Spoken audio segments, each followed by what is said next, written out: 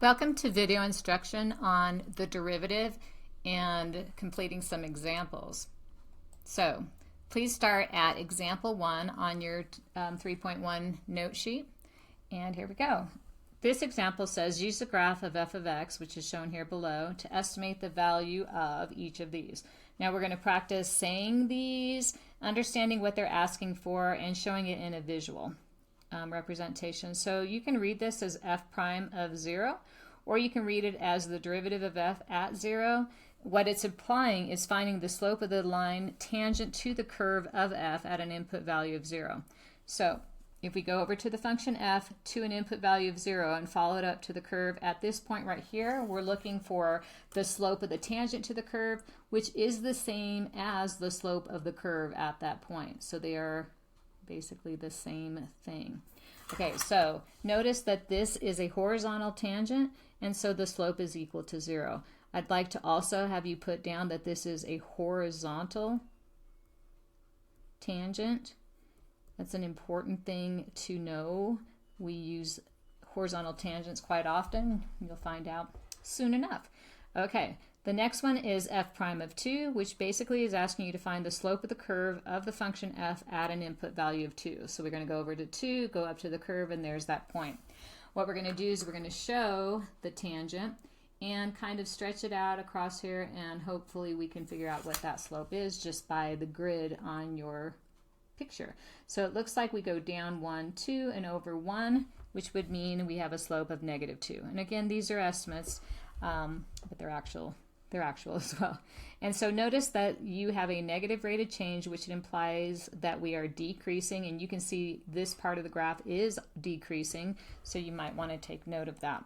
Next one, red f prime of -1, also could be read as the derivative of f at -1, asking for you to go to -1 up to the curve, and then to determine the slope of the tangent to the curve, or to approximate that from the graph. So there are going to be ways to find this exactly. We are just getting started though. So we're looking at visual representations. It looks like you go up 1 over 1, and the slope would be 1. Notice that it's on an increasing part of your graph, and that the slope is positive. So positive derivative is associated with increasing function. So you can write down increasing right there.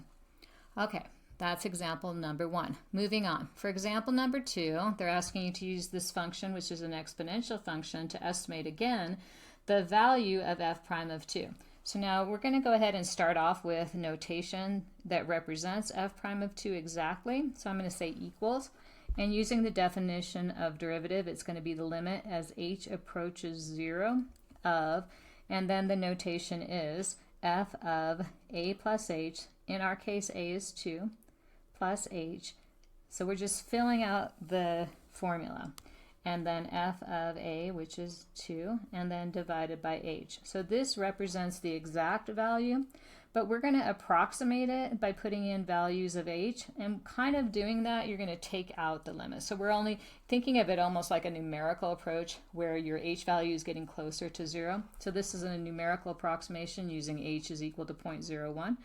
And you would get that f of 2 plus 0.001 would be what we would write in here, minus f of 2 divided by that same value, 0.001. So I would take out my handy-dandy graphing calculator and find these values.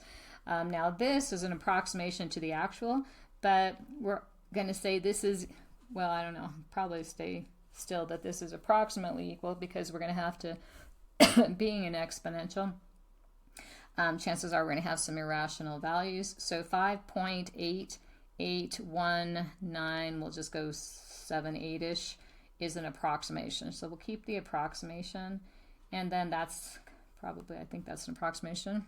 Can't remember. Anyhow, once you evaluate that, you're going to get a number that is approximately equal to 1.9787, blah, blah, blah, blah, blah. Usually in calculus, we'll go out 3 decimal places and either truncate, which means just chop it off, and that's an approximation, or we can, so we can say that this is equal to, or we can round it to 3 places, so 1.979 would be another approximation. Either of those is completely acceptable. Okay, moving on to example 3. in example 3, we're going to do a little bit more algebra. They said given the position graph, so here's our position graph, right? So we're going to find s prime of 2, which is equal to v of 2. So it ends up that the derivative, when you're finding the rate of change of your position graph, it actually represents the velocity. So those two things are equal, but we're going to think of it in terms of what we have been given, which is our position graph. So that would be denoted as s prime of 2, which will equal the limit as h approaches 0. And since the a value is 2, it'll say s of 2 plus h minus s of 2 divided by h. Now, in this particular case, we don't have a graph to look at. We don't have an approximating value. You can actually carry this whole process out. And now we're actually going to apply the formula and work it out algebraically. So based on the fact that we're looking at this function, this right here, this notate, I have to change my color. It's just going to have to happen. Let's make it red. I'm going to, goodbye, keep the limit as h goes to 0. I'm going to write what this is in terms of the function. So we're filling in 2 plus h in place of your t, so it'll look like this. It'll be 2 plus h squared. Some of you may already done this in your pre-calculus classes, hopefully, so you'll have a little bit of practice. So that right here replaces that. That's taken care of there. And then we're going to subtract, what is that?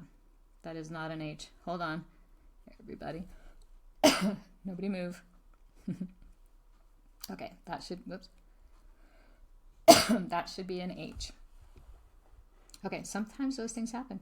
Okay, and then we're going to minus this expression. Now notice this s of 2 basically is, when we fill 2 in here, you're going to have two terms right there. And so this will look like this. It will be minus, now I'm putting in a 2, so it'll be 2 squared. And since there are two terms, it's really important that you quantize this, minus the quantity of this, so that you remember to distribute that. But since it's just going to be a numeric value, we're just going to work on that in a minute.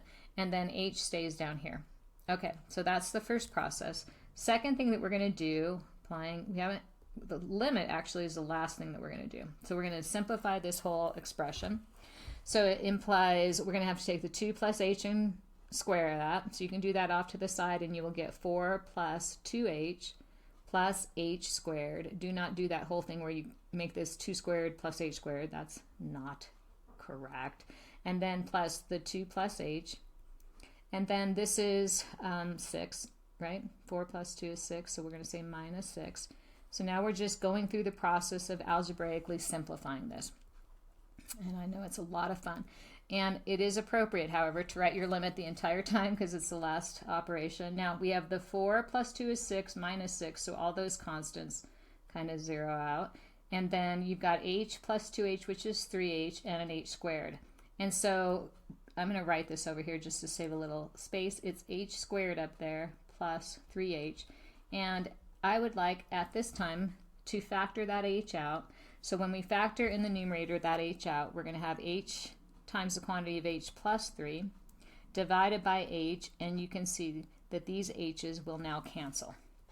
And if we had tried to put in, by the way, 0, we would have gotten 0 over 0, an indeterminate form on this, just so you know. So the limit as h goes to 0 of h plus 3 is now, just by direct substitution, equal to 0 plus 3, which gives us a value of 3, and that is your derivative. So we could say, hey, s prime of 2, so the rate of change of the position graph at time t equals 2 is equal to 3, which is also the velocity at 2. So velocity at 2 is 3.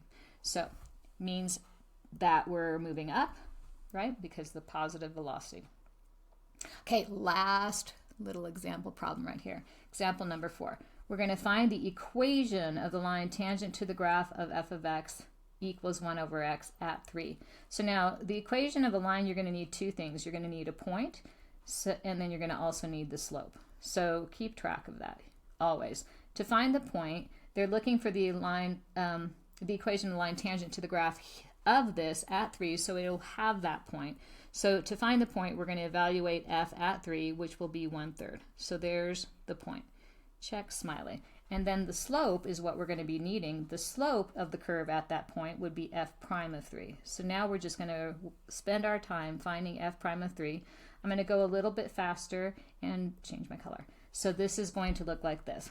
F prime of 3 is equal to the limit as h goes to 0. We're going to fill it in 1 over 3, which is our a plus h, minus 1 over 3, and divide that by h. So we're filling in 3 into the formula of a plus h. So that goes in place of your x. Okay, now at this time I'm going to pause and like for you to try to finish that. And then you pause as well, and then I'll have it all written out. Okay, so now if you did the algebraic process that was learned previously and multiplied by the common denominator and distributed correctly and follow through with your algebra, these two h's would have canceled, leaving you this expression to fill in 0. When you fill in 0, you would have simplified and got -9. So what that means is the slope of the curve of f at 3 is equal to -9. So, or sorry, not -9, but 1,9. So now we have our slope and we have our point, and we can come up with the equation of line tangent to the curve using the point slope form. I recommend highly. So it's y minus y1 is equal to m times the quantity of x minus x1, right? Where this is your derivative and your ordered pair. So it would be y minus the y value from the point, which is 1/3, equals our slope, which is -1/9, times the quantity of x minus our x value, which is 3. Boom. And you can leave it like that. I'm happy for that. Or you can solve it for y and get it in slope-intercept form, in which case it would be, after you completed all your algebra, because algebra is a thing, -1/9 x plus 2/3. So either one is fine and dandy. That's it.